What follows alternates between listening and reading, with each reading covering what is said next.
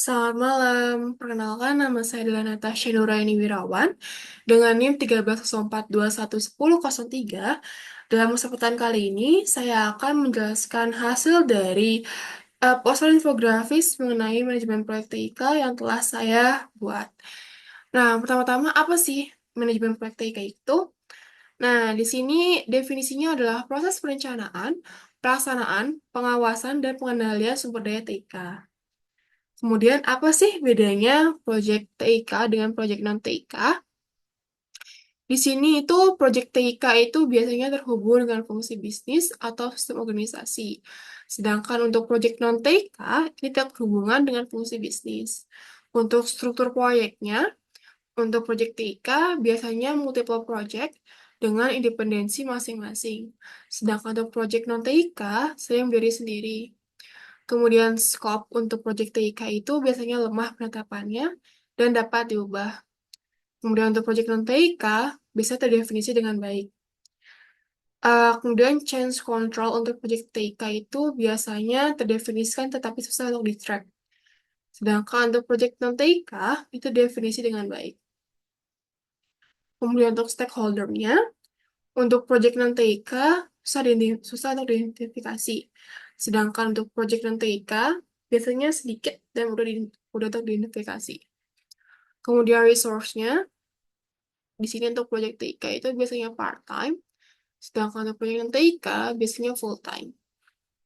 Kemudian staffing, untuk proyek TIK, orang terbaik tersedia, lebih banyak spesialis. Kemudian untuk proyek non-TIK, orang terbaik di critical spot, berkemampuan rata di bidang yang lain, dan juga lebih umum. Untuk larger project, proyek TIK itu biasanya dialokasikan oleh spesialis lintas departemen dalam organisasi. Sedangkan untuk proyek non-TIK, ini tuh terpisah dari organisasi atau stand-alone unit. Untuk risk-nya, proyek TIK itu sudah diidentifikasi dengan impact besar. Dan juga untuk proyek non-TIK, biasanya mudah untuk diidentifikasi dan impact-nya rendah. Matriks documentation-nya untuk proyek TIK itu bagus, tapi lemah dalam penetapannya. Sedangkan untuk proyek non-TIK lemah. Untuk lesson learning-nya, keduanya sama-sama lemah. Dan untuk budget and schedule estimation, kalau untuk project non-TIK malah kuat, sedangkan untuk project TIK lemah. Selanjutnya kita akan membahas mengenai jenis organisasi project. Jadi dalam uh, manajemen project ini ada tiga jenis organisasi. Yang pertama adalah fungsional, yang kedua adalah projectize, yang ketiga adalah matrix. Nah, apa sih ketiga macam itu? Yang untuk organisasi fungsional itu adalah anggota staf dikelompokkan berdasarkan spesialisasi atau fungsinya. Jadi sebagaimana namanya saja ya, fungsional berarti staf-stafnya dikelompokkan berdasarkan fungsinya. Kemudian untuk organisasi projectize, yaitu staf disusun berdasarkan adanya sebuah project. Dan yang terakhir itu adalah organisasi matrix. Di sini itu tipe organisasinya gabungan dari fungsional dan juga projectize. Jadi misalkan eh, ada suatu staff yang mengerjakan suatu project, dia akan melapor kepada dua jenis atasan, yaitu yang pertama adalah manajemen fungsional, yang kedua adalah manajemen projectnya. Nah, untuk organisasi matriks ini ada tiga macam, yaitu yang pertama adalah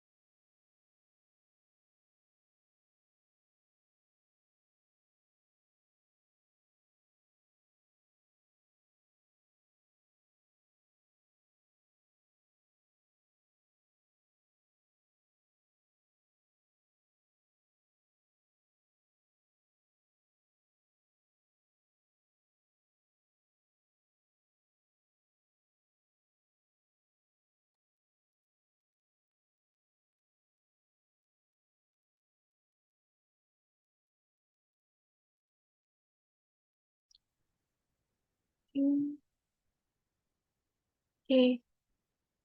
kita lanjutkan lagi. Jadi untuk kondisi matriks ini ada 3 macam, yaitu yang pertama adalah weak matrix. Di sini mengelola beberapa dari karakteristik kondisi fungsional dan peran project manager sebagai koordinator atau yang membelanjakan bentuk proyeknya. Kemudian ada balance matrix. Di sini mengenal tentang kebutuhan project manager, tetapi tidak ada wewenang penuh di seluruh project dan pembiayaan project.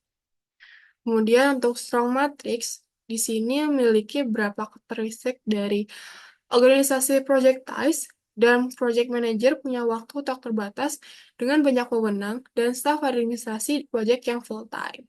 Seperti itu. Sekarang kita lanjutkan lagi.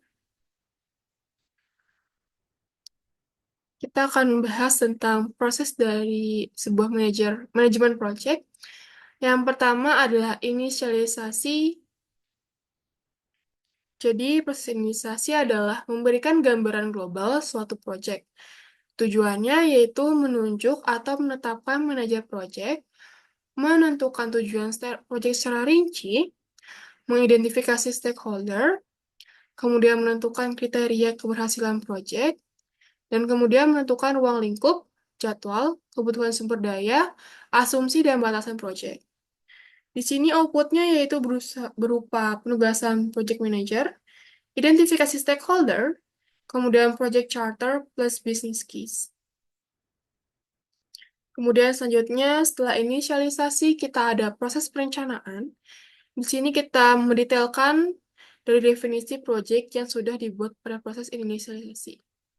Tujuannya yaitu mendefinisikan ruang lingkup project, membuat detail jadwal pelaksanaan project, kemudian menentukan dana yang dibutuhkan project, dan menentukan prosedur dan mekanisme pengontrolan project, kemudian menentukan peran, kualifikasi, tanggung jawab, serta jumlah personil untuk pelaksanaan project, kemudian mengidentifikasi risiko dan tindakan penanggulangannya, kemudian membuat perencanaan komunikasi selama pelaksanaan project, kemudian menentukan dan menyetujui baseline yang akan menjadi acuan project.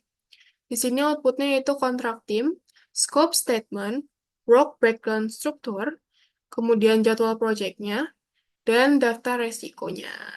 Selanjutnya, setelah kita rencanakan, tentu saja kita akan eksekusi project tersebut, yaitu tujuannya yaitu untuk merealisasikan perencanaan project, mengkoordinasikan kinerja tim project, dan juga mengoptimalkan sumber daya yang ada. Kemudian merealisasikan perubahan perencanaan project, di sini outputnya tentu saja sasaran project tercapai. Kemudian setelah kita eksekusi, kita akan kontrol project tersebut. Di sini kita akan mengontrol setiap langkah pelaksanaan project, apakah sudah sesuai dengan yang telah ditentukan atau belum. Tujuannya yaitu memastikan pencapaian tujuan project sesuai dengan target yang telah ditentukan. Kemudian mengkontrol pelaksanaan project agar sesuai dengan estimasi dan rencana awal. Sini outputnya itu status dan progress report. Di sini kemudian selanjutnya adalah proses penutupan, yaitu memberikan laporan hasil yang diperoleh dari aktivitas-aktivitas project yang sudah dilaksanakan. Tujuannya yaitu mengakhiri project dengan semua yang terlibat secara formal. Kemudian mengakhiri penugasan anggota tim project. Outputnya yaitu arsip project dan lesson learned. Kemudian kita akan berpindah pembahasannya tentang macam-macam sertifikasi yang dapat diambil. Di sini sebenarnya ada banyak sekali sertifikasi yang dapat kalian ambil untuk mendapatkan profesionalitas di project manager ini, tapi saya hanya melis 4 yang paling populer. Yang pertama adalah PMP atau PMP, yaitu Project Manager Professional yang dikeluarkan oleh PMI. Kemudian CAPM, Certified Associate in Project Management, yang juga dikeluarkan oleh PMI. Kemudian PRINCE2, atau Project in Control Environments, yang dikeluarkan oleh Axelos. Kemudian adalah Certified Information System Security Professional yang dikeluarkan oleh ESC. Kemudian kita akan bahas tools-tools yang sering digunakan atau dapat digunakan dalam manajemen manajemen project TIKA. Di sini ada 3 macam, yaitu high, mid-range, dan juga low end. Di sini kalau low end, karena ini adalah low end, jadi hanya bisa menghandle single or smaller project. Dan juga ini hanya membutuhkan biaya yang sangat rendah, yaitu di bawah dari $200 per user. Kemudian ada mid-range tools. Di sini dia menghandle multiple project and user. Biaya yang dibutuhkannya itu sekitar $200 hingga $1.000 per user. Di sini yang paling terkenal adalah Project 2010. Kemudian ada high-end tools, also called enterprise project management software, yang sering dilisensikan per user. Di sini atau juga yang sering digunakan adalah Microsoft Enterprise Project Management Solution. Em, Selain 3 hal di atas itu, ada juga the alternative open source, yaitu Tuplan dan juga Asana.